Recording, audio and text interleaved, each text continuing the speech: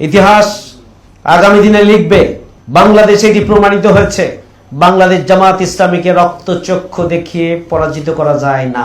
এইবার জামাত ইসলামী সরকার গঠন করার কথা, কিন্তু অত্যন্ত চক্রান্তমূলক ভাবে জামাত ইসলামীকে সরকার গঠন করতে দেওয়া হয়নি। ইলেকশন ইঞ্জিনিয়ারিং হয়েছে, এটাই জনগণের অন্তরে বদ্ধমূল ধারণা তৈরি হয়েছে এবং এটি বাস্তব। আমরা দেখেছি অন্তর্বর্তীকালীন সরকারের উপদেষ্টা রেজওয়ানা, তিনি তার বক্তব্যের মধ্য দিয়ে এই গোপন রহস্য জনগণের সামনে তুলে ধরেছেন।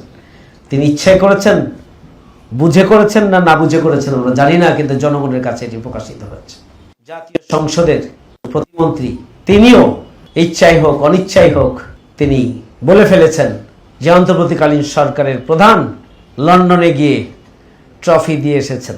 এর মাধ্যমে আবারও জাতির সামনে নতুন করে নির্বাচনের ইঞ্জিনিয়ারিং এর বিষয়টি আরো পরিষ্কার হয়েছে।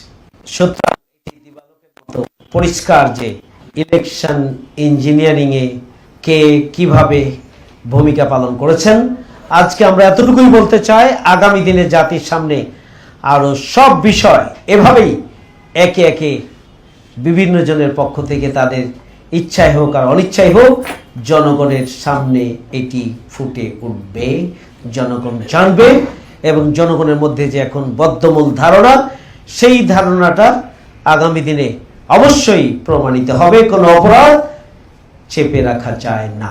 সম্মানিত দায়িত্বশীল ভাইরা, আমি যে কারণে এই কথার অবতারণা করেছি যে রাজধানীতে আমরা আমাদের সংগঠনকে এমনভাবে সম্প্রসারিত করব, এমনভাবে আমরা মজবুত সংগঠন হিসাবে এটাকে গড়ে তুলব, এমনভাবে আমাদের তৃণমূল পর্যন্ত নেতৃত্বকে ঢেলে সাজাবো, এমনভাবে তাদের সততা এবং যোগ্যতা, কৌশল এবং হিকমার গুণে তাদেরকে সমৃদ্ধ করার মধ্য দিয়ে আগামী দিনে এমন একটি সাংগঠনিক মজবুতি আমরা তৈরি করব, কোন ধরনের চক্রান্ত এবং ষড়যন্ত্রই যেন জনগণের বিজয়কে আগামী দিনে কেউ ছিনিয়ে নিতে না পারে।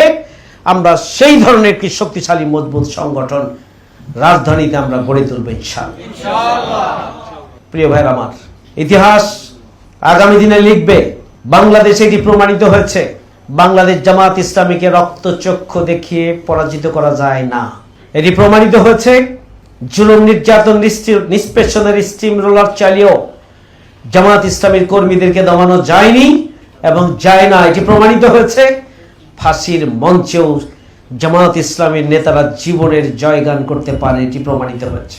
এটি প্রমাণিত হয়েছে জামাত ইসলামীকে সমূলে মূলোৎপাটনের কোন চক্রান্তই বাংলাদেশে আর কোন রাজনৈতিক দলের পক্ষে বাস্তবায়ন করা সম্ভব নয়, এটিও আজকে প্রমাণিত হয়েছে। আমরা এমন এক আন্দোলনের সাথে আছি, আমরা কারো চোখ রাঙ্গানিকে পরোয়া করি না, আমরা কারো হুমকি ধামকিকে আমরা পরোয়া করি না, আমরা কোনো চক্রান্ত ষড়যন্ত্রকে আমরা পরোয়া করি না।